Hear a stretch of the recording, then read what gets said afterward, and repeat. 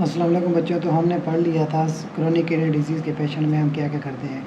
तो स्क्रीनिंग का मैंने आपको पहले ही बता दिया था कि जितने भी पेशेंट आएंगे हीमोडायलिसिस के उनकी हम स्क्रीन लाजमी करेंगे, किसकी हेपाटाइटिस बी की, हेपाटाइटिस सी की और HIV की।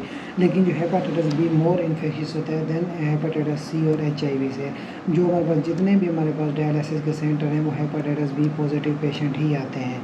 तो सबसे पहले हम उनकी हेपाटाइटिस की स्क्रीनिंग करेंगे, और उसके बाद हम हीमोडायलिसिस की तरफ जाएंगे। यहाँ तक तो बात हुई, हमने बात कर ली क्रोनिक किडनी डिजीज़ की। अब अगर हम बात करते हैं, अब हमारे पास एक्यूट किडनी डिजीज़ का पेशेंट है, यानी ये कंडीशन रिवर्सिबल है, तो इसमें भी सम टाइम पेशेंट डायलिसिस की नीड होती है। तो आए हम पढ़ते हैं जो हीमोडायलिसिस है वो यूज्ड होता है एक्यूट किडनी पेशेंट के लिए। अब हम इसमें ड्यूरेशन देखेंगे, एक्यूट किडनी पेशेंट में इसका ड्यूरेशन क्या था।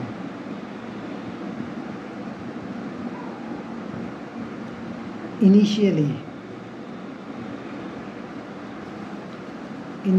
ये हम 1 to 2 हॉर्स पर डे, 1 से 2 घंटे के लिए पूरे दिन में हम इसको इस्तेमाल करते हैं। अगर हमें कन्फ्यूजन है और पेशेंट को कन्वल्जन्स वगैरह हैं, कन्फ्यूजन एंड कन्वल्जन अगर पेशेंट को है तो उसमें, यानी इसमें रिस्क हो सकता है, risk of convulsion and confusion. Then अगर हमें कंफर्म है पेशेंट स्टेबल है तो क्या करेंगे हम।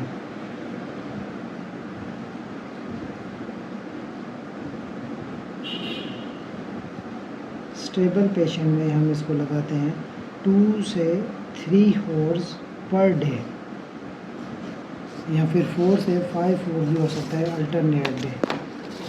4 से 5 हॉर्स अल्टरनेट डे।